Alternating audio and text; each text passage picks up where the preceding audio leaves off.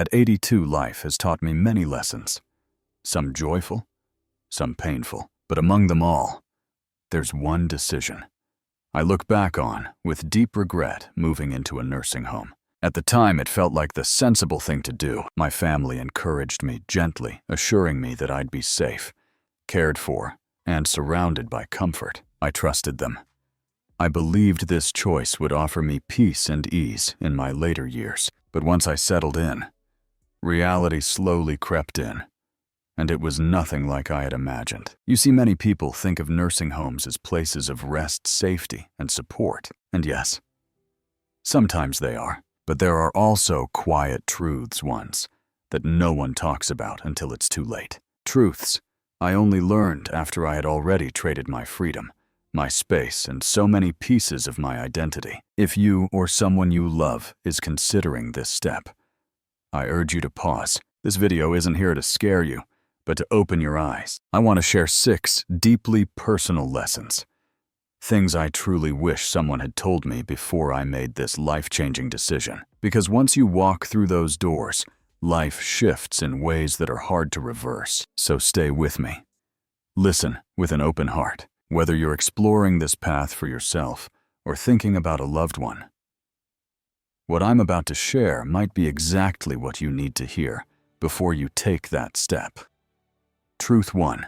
Losing my independence. The first thing that truly shook me after moving into a nursing home wasn't the size of the room, the unfamiliar faces, or even the strict meal times. No, what hit me the hardest was something deeper.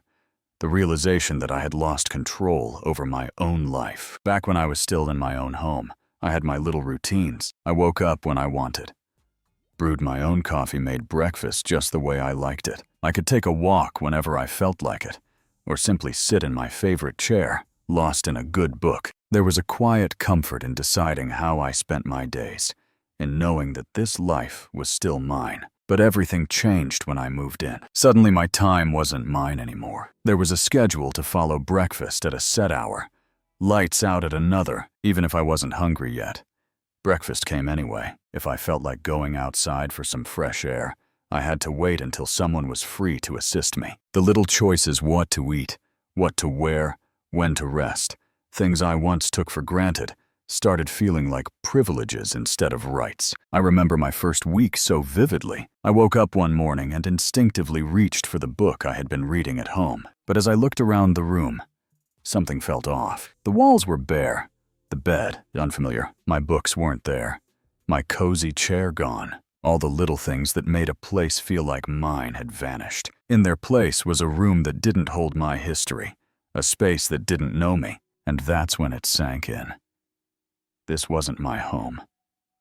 Not really. What made it even harder was realizing how difficult it would be to get that independence back. Once you adapt to the rules, once you stop asking and start accepting, you begin to fade a little. You stop questioning what's for dinner. You stop trying to walk when they tell you to wait. You learn how to fit into the system, but in doing so, you start losing yourself. That loss, not of comfort, but of self, is the one I never expected to hurt so much. So if you're thinking about moving into a nursing home or helping someone you love make that decision, please ask this one question first. Am I ready to give up the small freedoms that make life feel like mine? Because once they're gone, you might find yourself missing them more than you ever imagined. Truth 2.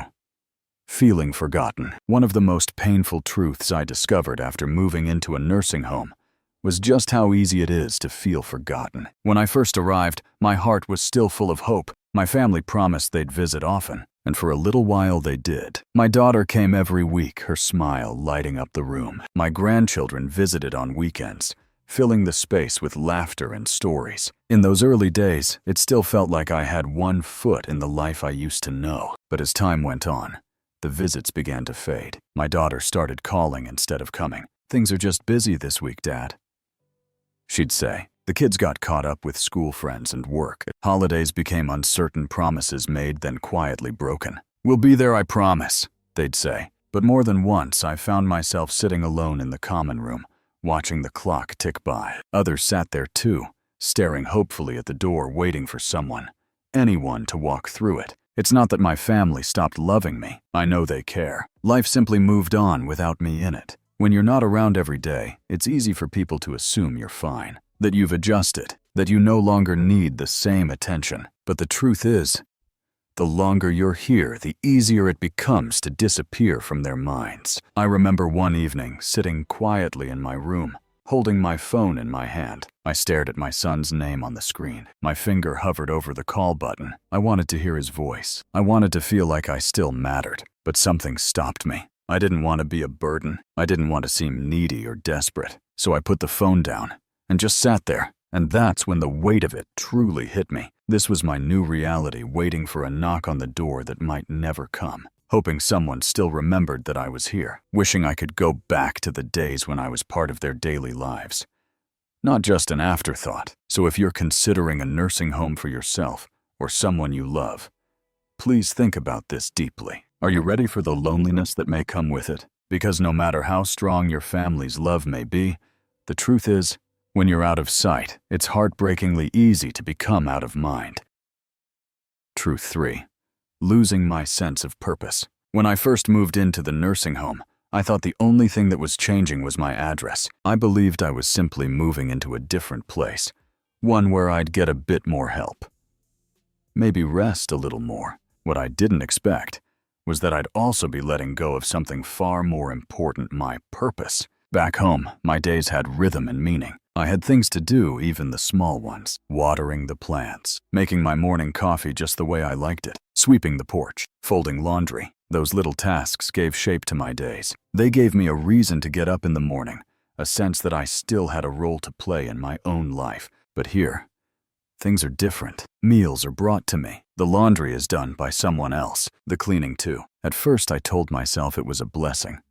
No more chores, no more to-do lists. Now you can finally rest, I thought. But after a few weeks, the silence began to stretch. The hours grew long, and the days started to feel empty. I wasn't alone in this. I saw it happen to others too. There was a man here, George, 84 years old. He had been a carpenter all his life. Back in his home, he was always tinkering in the garage, fixing things, building little projects. His hands were always moving, always creating. But here he had nothing to fix. No tools, no wood, no sawdust on his shirt, just stillness. I watched his strong, capable hands rest quietly in his lap, day after day. One afternoon he looked at me and said, "I feel useless." And I knew exactly what he meant. When you no longer have anything to care for, when no one needs you to do anything, when you stop contributing to something, no matter how small, you begin to feel like a shadow of yourself. The mind slows down, the body follows, and eventually the spark that once lit up your days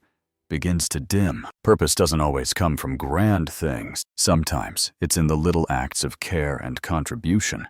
A pot of soup you made, a flower, you watered a chair, you repaired a smile, you gave. And when those things disappear, so does a part of you. So if you're thinking about life in a nursing home, ask yourself honestly, what gives my life meaning? Because here, it's not just about passing the time. It's about holding on to the things that make you feel alive. And once those things fade, getting them back is harder than you might imagine. Truth 4. Declining health faster than expected. Before I moved into the nursing home, I was doing all right for my age. No, I wasn't running marathons, but I could still take care of myself. I cooked my own meals, went for walks, did a bit of light cleaning, and had my own little routines that kept me going. I felt capable, and in many ways, I was proud of how well I was managing. But after I moved in, things began to change slowly at first. And then all at once. At first it felt like a break. Meals were brought to me. I didn't need to stand for long periods in the kitchen. If I needed anything, all I had to do was press a button, and someone would come to help. It felt comforting, even luxurious. I thought to myself, maybe this isn't so bad after all. But over time, something subtle and dangerous began to happen. I started doing less, and the less I did, the less I could do. I sat more. I moved less. And before I knew it, things that had once been second nature, like getting up from a chair or walking down the hall, started feeling like chores. My legs stiffened, my muscles, which I had kept strong for years without even realizing it, began to weaken faster than I ever expected. And it wasn't just me. I watched the same thing happen to others around me. People who walked in on their own 2 feet were suddenly using walkers. Some moved into wheelchairs. People who once moved confidently now struggled with the smallest tasks. It was as if the comfort that surrounded us slowly robbed us of the very strength we once relied on. I remember my neighbor Alice, 10 years old. When she first arrived, she was so full of life. She walked around the facility every day, always saying, "I may be old, but I'm not slowing down." But after a few months, she began skipping her walks. Then came the walker, and then the wheelchair. One day, she looked at me with tired eyes and said, "I don't know when it happened, but I feel like I aged 10 years in just a few months." And honestly, I felt the same way. Everything in a nursing home is designed to make life easier, but easier doesn't always mean better. When we stop using our bodies, we start losing them. Movement isn't just about convenience. It's about survival, about keeping ourselves strong in every way. If I had known how quickly I would lose my strength, I would have done more to keep it. I would have fought harder to stay active even when it felt like I didn't have to. Because once you slow down, getting back up isn't as easy as it sounds. So if you're thinking about this path, ask yourself, will I still have the motivation to move, to stretch, to push myself when everything around me encourages me to rest? Because the moment you stop moving, truly moving, you might find your health slipping faster than you ever imagined. Truth, the loss of privacy and dignity. One thing I didn't fully understand before moving into a nursing home was just how much privacy I would have to give up, and how deeply that loss would affect me. At home, I had space to myself, my own bedroom, my own bathroom. If I wanted to sit quietly and enjoy some silence, I simply closed the door. If I needed a moment to collect my thoughts, no one interrupted. I had control not just over my schedule, but over my personal space. It's something I never thought much about, until suddenly I didn't have it anymore. From the very first day in the nursing home, I felt the constant presence of others. Staff came in and out of the room throughout the day, sometimes without warning. Routine checks were done whether I was ready or not, and many of the spaces, even the most personal ones, weren't truly private. Getting dressed, taking a shower, even using the restroom, things I had always done independently, now often required assistance. And let me be clear, I know the staff are just doing their job. I appreciate their help, but that doesn't make it any easier. It's humbling, even painful, to need help with the things you've done yourself for your entire life. There's a quiet shame in having to wait for someone to come help you to the bathroom, or in being told you have to eat what's on the menu, even if it's something you don't like. The freedom to choose to say no starts to slip away. And then, of course, there's the issue of roommates. Not everyone gets their own room. I was lucky my roommate was kind and respectful, but others weren't so fortunate. Some residents had to share with people who were loud, messy, or dealing with serious cognitive challenges. It made sleep difficult. It made peace hard to find. And no matter how many photos you hang on the wall, no matter how many little touches you bring from home, the space never truly feels like yours. What stung the most wasn't just the loss of space. It was the quiet erosion of dignity. It's in the way people sometimes knock, but walk in before you can answer. It's in being spoken to like a patient, not a person. It's in the little routines being set for you without your input. All these small moments add up, and over time, they can wear down your spirit. You begin to feel less like you, and more like just another name on a list, another body in a bed. So if you're considering moving into a nursing home or helping someone else make that decision, please ask yourself, am I ready to give up the privacy and control I've had all my life? Because once those things are gone, they're harder to reclaim than you might think. And the dignity they represent, the quiet self-respect we carry in our everyday choices, is something we all deserve to hold on to for as long as we possibly can. Truth, realizing it's harder to leave than you think. When I first moved into the nursing home, I told myself it was only temporary. I thought I'll give it a try. If it doesn't feel right, I can always go back home. That belief, that sense of having a choice, made the transition feel easier at the time. It gave me comfort thinking that nothing had to be final. But as time went on, I began to see a truth that no one warned me about. Once you're in, leaving isn't nearly as simple as you think. At first, I believed that if I ever wanted to return home, I could pack up and go. But the home I once knew had started to change in my absence. It sat empty for months, and keeping it up from afar became difficult. My children, with good intentions, had already started making decisions, selling some of my things, discussing whether to rent the house out. The idea of going back suddenly felt complicated. And then came the doubts. Can I really manage on my own again? They asked. Wouldn't it be safer for you to stay here, where everything is taken care of? I couldn't deny that my strength had faded. After months of living in a place where I didn't need to cook clean or walk very far, I wasn't the same person I was before. The little independence I once took for granted had slowly slipped away. Tasks that were once simple now seemed daunting. And with that physical change came fear. Fear of being alone, of falling, of not being able to cope. That fear, more than anything, is what kept me from leaving. And I wasn't alone. I met others who had arrived with the same plan to stay only for a while. But weeks turned into months. Months turned into years. For some, the option to leave disappeared altogether. Their homes were sold. Their savings had been drained by the cost of care. The idea of returning to their old life wasn't just difficult.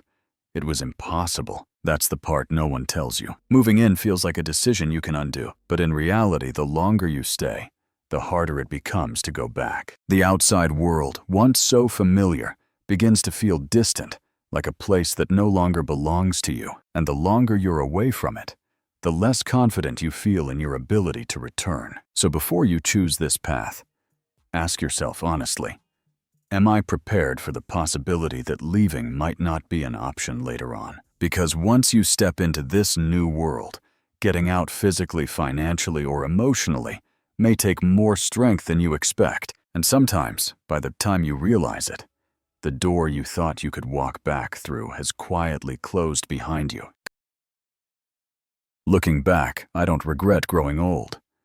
Aging has its own quiet beauty, its own wisdom. But what I do regret is thinking that moving into a nursing home was my only option. I walked in with hope. I expected comfort, safety, and peace. But instead, I slowly watched parts of myself slip away. My independence, my privacy, my sense of purpose, even my identity. Now, that doesn't mean all nursing homes are bad. Some people truly need the level of care they provide. And for them, it may be the right place. But if you're still able to live on your own, even with a little help, I hope you'll pause before making a decision that's so hard to undo. If I could do it over, I would have fought harder to stay in my own home. I would have explored every option. Home care part-time. Help family support before giving up the life I had built for so many years. Because once you enter this world, things change. And not always in ways you can see at first. So please, if you're facing this decision for yourself or for someone you love, take a moment to really think. Don't choose what seems easiest right now. Choose what honors your life, your freedom, and your spirit. The routines you've created, the little choices you make every day, the space that feels like yours. They matter more than you know, and they're worth holding on to for as long as you possibly can. Thank you so much for spending this time with me. If this video touched you or helped you think more deeply, I invite you to leave a comment below. Share one thing you learned, or something you'll do differently after hearing these truths. Your voice matters, and hearing from you gives us the encouragement to keep sharing these honest, heartfelt stories. So please don't forget to like, subscribe, and share this video with someone who may need to hear it. Until next time, take care of yourself and hold on to what makes your life yours.